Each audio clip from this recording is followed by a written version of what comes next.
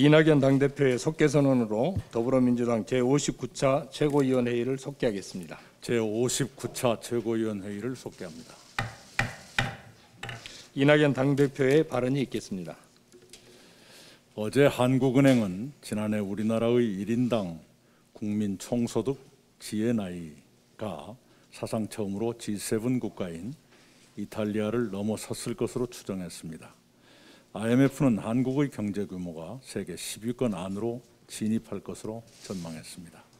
우리는 국가 경제를 선방했습니다. 그러나 연말연시 전국 소상공인 카드 매출은 전년보다 56%나 줄었습니다. 특히 실업자가 2000년 이후 최대로 늘었고 실업급여 지급도 전년보다 46% 늘었습니다. 부동산 등 자산시장 양극화는 사회 경제적 통합과 안정을 위협하는 수준이 됐습니다. 코로나는 역사상 일찍이 없었던 양극화 확대를 세계적으로 초래하고 있습니다. 우리나라에서도 양극화 확대는 경제의 민낯을 드러내고 있습니다. 그것을 잘 치유하면 우리는 코로나19 이후 강한 경제로 거듭날 것입니다. 그러나 치유하지 못하면 미래의 심각한 불행의 씨앗이 될 것입니다.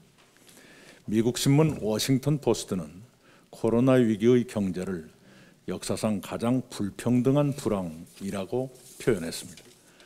제가 제안드린 코로나 이익 공유제는 역사상 가장 불평등한 불황을 방치하지 않고 연대와 상생의 틀을 만들어 함께 잘 사는 대한민국을 만들려는 보완적 방안입니다. 그런 논의를 구체적으로 발전시키기 위해 오늘 당내 포스트 코로나 불평등 해소 TF를 출범시켰습니다. 단장을 맡으신 홍익표 정책위 의장님과 여러 분야의 의원님들이 시민사회 및 경제계 등과 실현 가능한 방안을 논의해 주시기 바랍니다. 앞으로의 논의 과정에서 몇 가지 원칙을 염두에 두셨으면 합니다. 첫째, 민간의 자발적 참여로 추진되는 것을 원칙으로 했으면 합니다. 목표 설정이나 이익 공유 방식 등은 강제하기보다 민간의 자율적 선택으로 결정되는 것이 바람직하다고 생각합니다. 둘째, 당과 정부는 후원자 역할에 집중해야 합니다. 자율적으로 이루어진 상생협력의 결과에 대해 세제 혜택이나 정책자금 지원 등 인센티브를 제공하면서 지원하되 간섭은 하지 않는 팔길이 원칙에 충실했으면 합니다. 셋째, 플랫폼 경제 시대에 적합한 상생협력 모델을 개발했으면 합니다. 예컨대 플랫폼 기업과 자영업자가 공동 노력으로 이익을 높이면 자영업자의 마진율을 높이거나 수수료를 인하하는 방식으로 이익을 공유할 수 있을 것입니다. 이런 방안들은 해외에서는 일부 글로벌 기업들이 이미 시행 중이고 국내에서도 성공 사례가 있습니다. 그런 국내외 사례들을 참고해 최적의 상생 모델을 찾아주시기 바랍니다. 우리는 며칠 전 미국 국회의사당이 시위대에 의해 점령되는 사태를 목격했습니다. 터무니없는 가짜뉴스를 믿고 선동에 휘둘리면 견고해 보이던 민주주의도 한순간에 흔들릴 수 있다는 것을 확인했습니다. 우리나라에서도 가짜뉴스와 조작 정보로 사회의 혼란과 불신을 가중시키고 특정인의 명예에 지울 수 없는 상처를 주는 일이 기승을 부리고 있습니다. 방역과 백신 관련 가짜뉴스는 물론 최근에는 과학적으로 입증되지 않은 약과 민간요법이 코로나19 치료약으로 둔갑해 확산되고 있습니다. 그것은 사회의 신뢰와 연대, 나아가 민주주의의 기반을 무너뜨리는 반사회적 범죄로 용납될 수 없습니다. 당 차원에서 더 단호하게 대처하고 필요하면 전담기구 설치도 검토했으면 합니다. 관련 입법은 2월 임시국회에서 마무리해야겠습니다. 이상입니다. 김태년 원내대표의 발언이 있겠습니다. 바이든 미 행정부 출범을 앞두고 한반도 정세의 국면 전환이 예고되고 있습니다. 문재인 대통령은 친년사에서 북미 대화와 남북 대화에서 대전환을 이룰 수 있도록 마지막 노력을 하겠다라는 것을 천명하면서 지금까지 남과 북이 함께한 모든 합의 사항에 대한 이행을 약속했습니다. 북한은 문재인 정부가 내민 기회에 손을 잡고 한반도 평화와 협력의 새로운 문을 열어야 합니다. 북미 대화는 최종 합의에까지는 이르지 못했지만 두 차례 정상회담을 가졌을 만큼 새로운 관계를 축적했습니다. 바이든 행정부 출범 직후 트럼프 대통령과의 정상회담 성과를 계승하고 북미 관계를 정상화시키기 위해서는 문재인 정부의 중재자 역할이 기묘합니다. 만약 북한이 바이든 행정부 출범 직후 과거와 같은 방식의 무력 도발로 긴장을 격화시킨다면 북한의 고립만 더 심화될 것입니다. 북한은 일체의 도발 행동을 중단하고 문재인 정부의 한반도 평화 프로세스가 열어놓은 대화와 협력에 참여해야 합니다. 만약에 과거와 같은 행동이 있게 될 경우에는 도발과 같은 그런 나쁜 행동이 있게 될 경우에는 국제사회의 봉쇄와 제재 분위기만 높아질 뿐이라는 사실도 명심했으면 좋겠습니다. 기회가 눈앞에 있으면 행동해야 합니다. 기회를 상실하게 되면 외교적으로는 고립과 실패만 자초할 뿐입니다. 북한 당국은 우리 정부가 제안한 방역 보건 협력을 위한 남북 대화에 적극 호응했으면 합니다. 지금 전 세계는 코로나 위험으로부터 시민의 생명과 건강을 지키기에 사활을 걸고 있습니다. 북한 주민의 생명과 건강을 다루는 문제만큼 본질적 사안은 없습니다. 북한 당국도 또 김정은 위원장도 북한 주민의 생명과 건강이 우선적인 정책 목표이고 관심사일 것입니다. 코로나에 대응하는 방역과 보건 협력을 위한 대화는 전 세계의 공동 관심사이고 실질적인 문제입니다. 북한 당국은 문재인 정부의 손을 잡아야 북미 대화의 길이 열리고 또 정상 국가로서의 국제사회에 참여하는 기회도 찾을 수 있다는 사실을 직시해야 합니다. 시간은 북한의 편만은 아닙니다. 기회는 두 번 찾아오지 않습니다. 오판으로 평화와 번영의 기회를 걷어차는 과거의 행동을 반복해서는 안 됩니다. 3월 이전 남북 대화가 개최되어야 북미 대화와 함께 한반도 평화의 봄을 다시 찾을 수 있을 것입니다. 남북 대화와 평화 프로세스 재가동으로 한반도와 동아시아의 평화, 안보, 생명 공동체의 문이 활짝 열리기를 기대합니다. 세계는 방역과 동시에 코로나 이후에 대비한 신기술, 신산업 선점 경쟁을 펼치고 있습니다. 빠른 경제 회복과 미래 산업 선점을 위해서는 경제 선순환 구조의 출발점인 투자 활성화가 시급합니다. 다행히 우리나라는 모범적 K-방역 성공으로 글로벌 선도국가로 도약할 새로운 기회를 맞고 있습니다. 한국판 뉴딜은 대한민국을 선도국가로 도약시키는 초격차 전략입니다. 한국판 뉴딜은 신기술, 신산업 육성을 위한 인프라 투자의 성격을 가지기 때문에 경제적 파급 효과가 매우 클 것으로 기대하고 있습니다. 디지털 뉴딜 사업은 IT, 정밀기기, 산업용 로봇과 교육, 보건복지 서비스 등 제조업과 서비스업 전후방을 아우르는 연관 효과를 낼 것입니다. 그린 뉴딜 사업에서는 친환경 자동차, 2차 전지 등 미래 모빌리티와 태양광, 풍력 등 신재생 에너지 발전의 생산 파급 효과를 가져올 것입니다.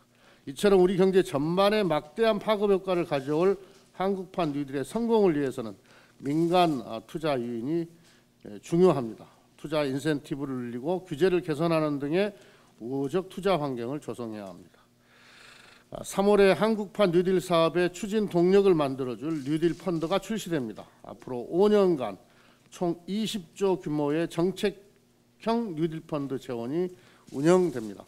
정책형 뉴딜 펀드는 연이어 출시될 뉴딜 인프라 펀드와 민간 뉴딜 펀드 활성화에 마중물이 될 것입니다. 정부는 뉴딜 펀드에 민간 자본 참여를 유도하기에 장기 투자를 허용하고 인센티브를 제공하는 방안도 만들었습니다. 지난해 정기국회에서는 조세특례 제한법을 개정해서 뉴딜 인프라 펀드의 세제 지원 근거도 마련했습니다. 한국판 뉴딜 펀드는 민간과 정부가 함께 만드는 국가 프로젝트입니다.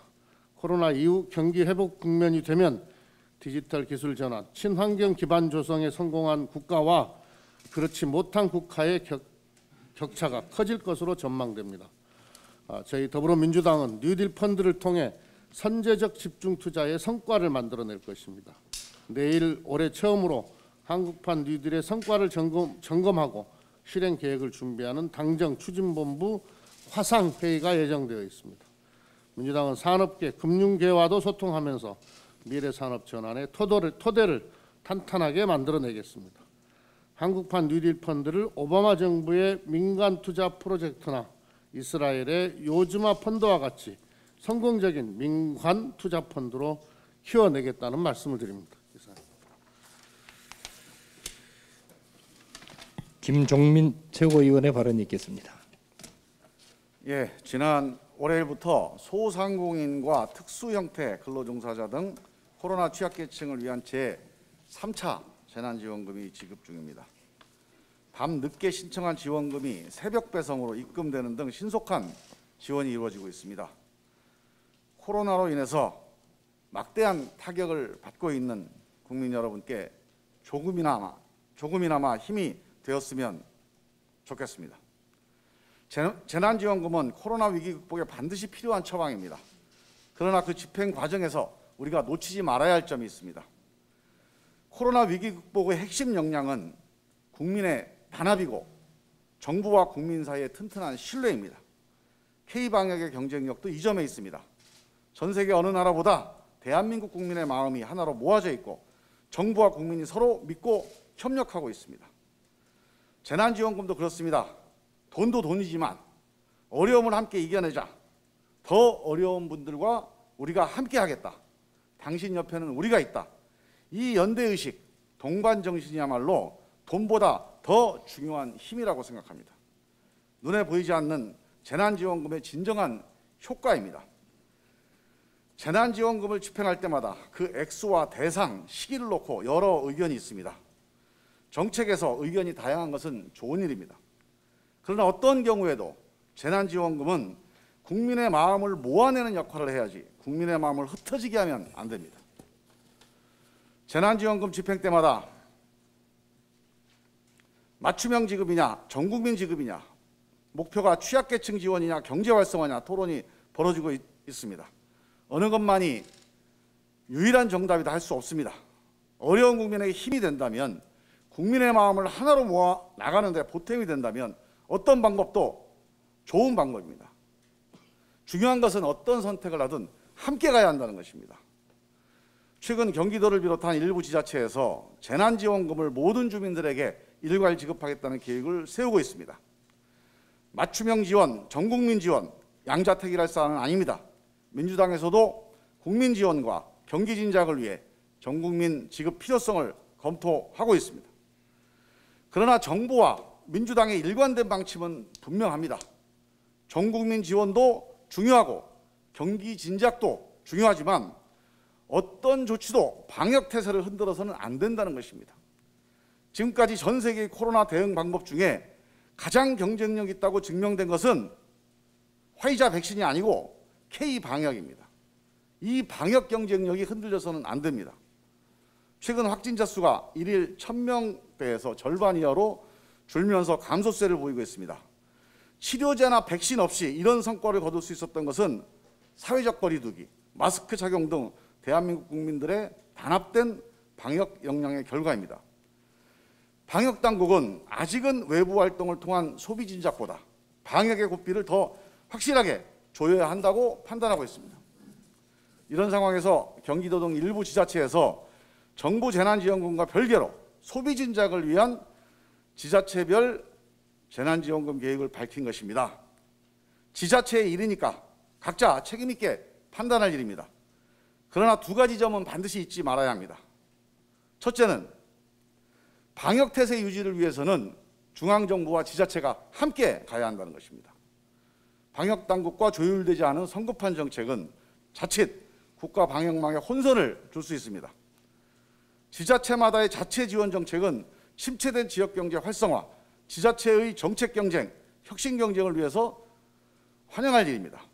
그러나 집중 피해 계층에 대한 맞춤형 지원이 아니라 소비 진작을 위한 재난 지원은 그 시점이 방역의 고비를 어느 정도 넘어선 시점, 사회적 활동을 크게 풀어도 되는 시점에서 집행하자는 게 민주당과 정부의 일관된 원칙입니다.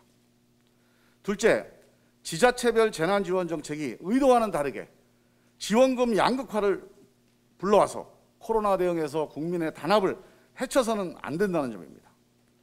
위기 대응에서는 경쟁보다 단합이 중요합니다. 경기도는 재정 자립도 58%로 전국 평균 45%를 훌쩍 넘어선 지자체입니다.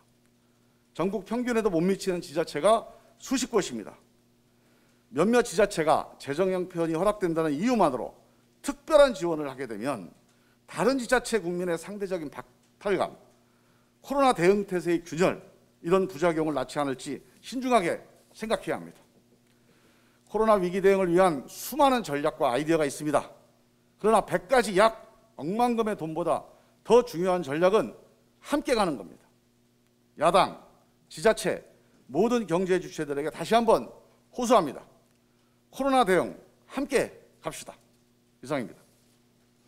이어서 염태영 최고위원의 발언이 있겠습니다.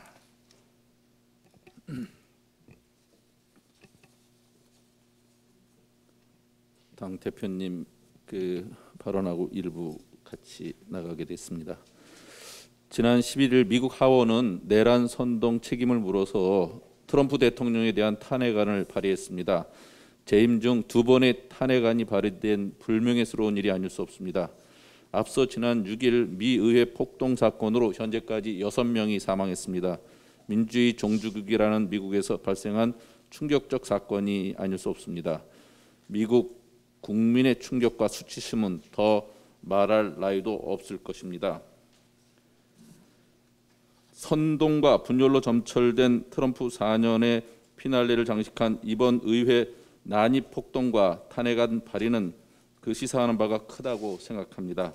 혐오를 부추기는 극우 세력과 손잡고 분열을 에너지로 삼는 비뚤어진 내셔널리즘, 포퓰리즘 정치가 얼마나 위험한지 분명히 보여주고 있습니다. 우리나라에서도 일부 몰지각한 정치인이 분노와 분열, 혐오를 조장하고 있습니다. 팬덤 정치를 통해 정치적 이익을 추구하는 데만 올인하고 있는 것입니다. 미국의 정치 상황을 통해 극우와 혐오, 선동이라는 나쁜 정치 말로가 어떻게 되는지 경계심을 갖고 인식해야 합니다. 특히 미국과 달리 일부의 문제라고 간과하고 넘어갈 일이 절대 아닙니다. 부정선거 주장 선동의 근저에는 탄핵 불복, 대선 불복의 그림자가 넘쳐나기 때문입니다. 아직도 국민의힘이 책임 있는 위치에 있는 분들이 자당 후보의 총선 부정선거 주장에 대해서 분명한 입장을 밝히지 않고 있다는 것은 매우 유감스러운 일이 아닐 수 없습니다. 국민의 손으로 만든 민주주의 시스템을 부정하는 행태는 국가와 국민을 흔드는 일이기에 절대로 용납되어서는 안 된다는 교훈을 결코 잊지 않기를 바랍니다. 이상입니다. 이어서 노웅래 최고위원의 발언이 있겠습니다. 다주택자에 대한 양도세 완화 계획이 없다는 당의 공식 입장이 나온 뒤에 야권에서는 가짜 공급쇼라는 거가 일제히 비난하고 나섰습니다. 국민의힘은 역시나 부자의 힘, 강남의 힘답게 다주택자 양도세 완화만이 해결책인 것처럼 호도하고 있습니다. 그러나 양도세 완화는 독이 든 사과입니다. 반짝 잠겼던 매물이 나올 수는 있지만 이는 또다시 부동산이 돈이 된다는 것을 인정하게 돼 오히려 시장의 매수 심리를 더욱 부추겨서 매물 증가로 인한 가격 안정화보다 더 큰 부동산 가격 인상을 가져올 것입니다. 또한 양도세를 완화한다고 해서 매물이 늘어난다는 보장도 없습니다. 오히려 기다리면 세금을 더 낮춰줄 것이라는 잘못된 신호를 줘서 매물은 변동 없이 정부의 정책 실효성만 떨어뜨릴 뿐입니다. 결국 다주택자 양도세 완화는 가격 안정과는 거리가 먼 그저 있는 자들 배불리는 소리일 뿐입니다. 물론 다주택자가 죄는 아닙니다. 반드시 1가구 1주택만 가져야 되는 것도 아닙니다. 그러나 우리는 아파트 한 채 사고 팔아서 남들 십수년 연봉을 한꺼번에 버는 그런 일은 이제 더 이상 용납해서는 안 됩니다. 적어도 기본적인 의식주가 투기의 대상이 되도록 해서는 안 됩니다. 부동산이 다행이 아닌 리빙이 되려면 양도세를 통해 부동산 시세 차익을 철저하게 환수하여 더 이상 부동산은 돈이 되지 않는다는 정부의 확고한 신호가 절대적으로 필요합니다. 따라서 실현된 시세 차익에 부과하는 양도세, 특히 다주택자에 대한 양도세 중과는 반드시 이루어져야 합니다.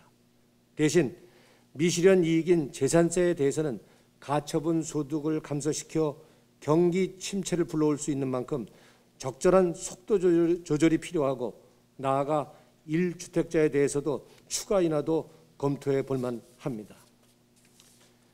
어제 가습기 살균제 1심 판결과 관련해서 제조사인 SK케미컬과 애경산업 임원 모두가 무죄를 받았습니다. 재벌과 대형 로펌의 결합을 통해서 다시 한번 유전무죄라는 대한민국 법조계의 현실을 보여주었습니다. 참으로 참담합니다. 이번 판결은 중대재해처벌법의 존재 이유를 다시 한번 보여주었습니다. 환경부 공식 사망자만 1000명이 넘는 사건임에도 불구 증거 불충분으로 무죄가 나는 것은 단지 법원만의 잘못은 아닙니다.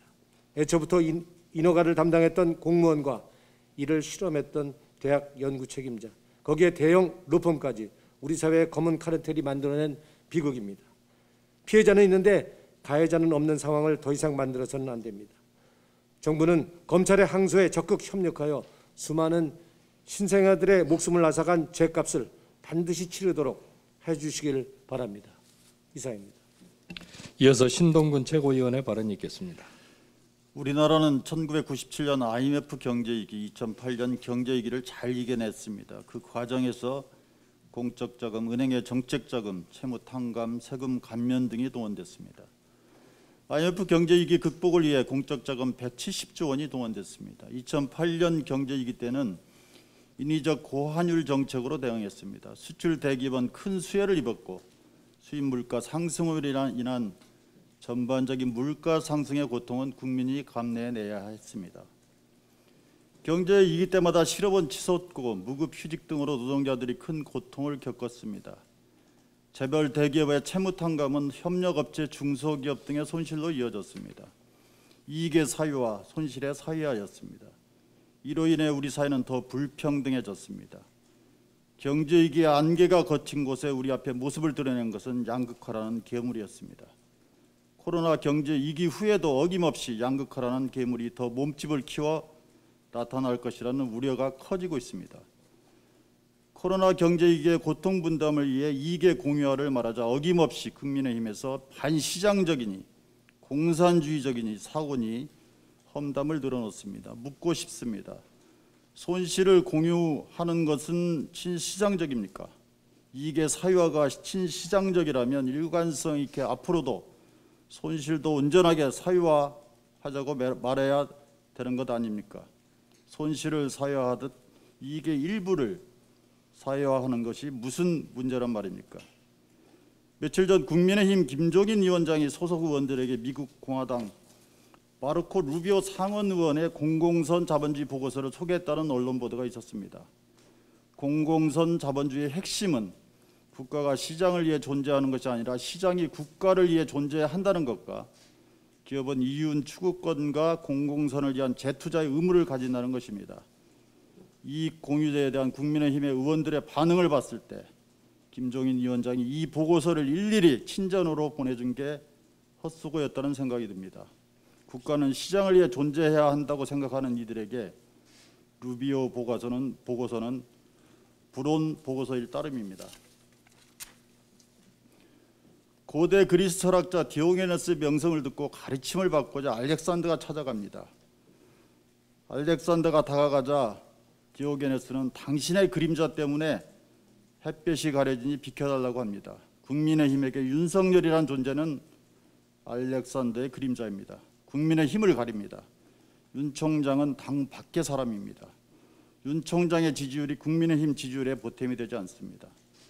윤 총장은 국민의힘에게는 풀도 아니고 나무도 아닌 존재입니다. 내 편인 듯 내 편이 아닌 나 같은 존재입니다.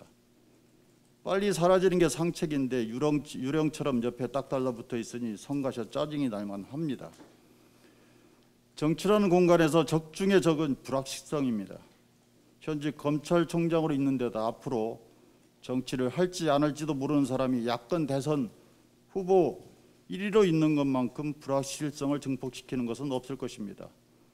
참다 못한 국민의힘 김종인 위원장이 윤석열에게 배려 순간을 얘기한 것은 정치할 거면 그만두고 나오고 안 할 거면 안 한다고 빨리 거취를 정하라고 화를 낸 것입니다.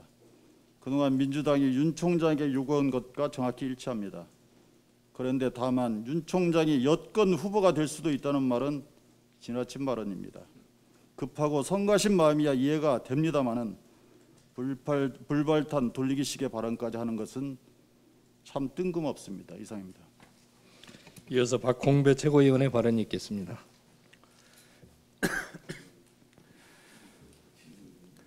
코로나로 인한 위기와 불안의 시대에 해고는 노동자들에게 사형 선고와 같습니다. 새해 첫날 울산 동강병원 영양실에서 일하던 조리원 20여 명은 병원 측이 하청업체를 바꾸는 과정에서 모두 해고되었습니다.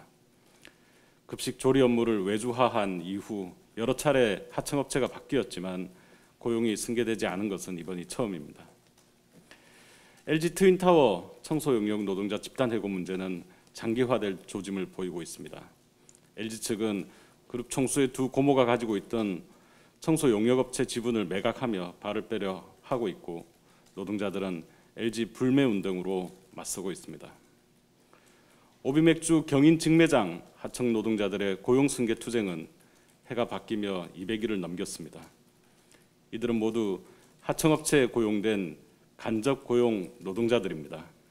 간접 고용은 흔히 원청의 사용자로서의 책임을 회피하고 노동자를 쉽게 해고할 수 있는 수단으로 악용됩니다.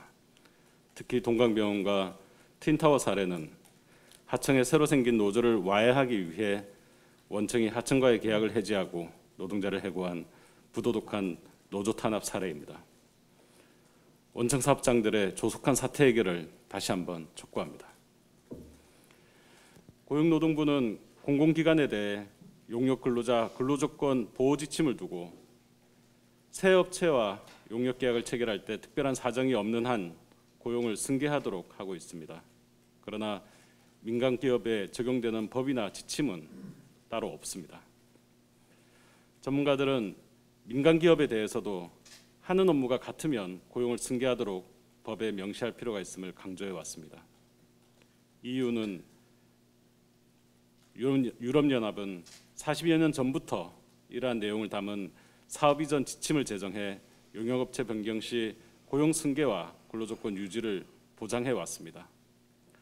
지난 11월 우리 당 송옥주 의원은 한국노총 제조연대와 협약을 맺고 우리 당의 지난 대선 공약이자 21대 총선 공약인 영업 양도 등 사업 이전 시 고용 등 근로관계 승계 제도화를 위한 입법적 대안 마련에 착수했습니다. 실효성 있는 방안이 조속히 마련되기를 기대합니다. 아울러 공공부문에서 성과를 거둔 비정규직 정규직화 정책을 상호 출자 제한 기업 집단과 금융회사로 확대하는 방안도 검토가 필요합니다.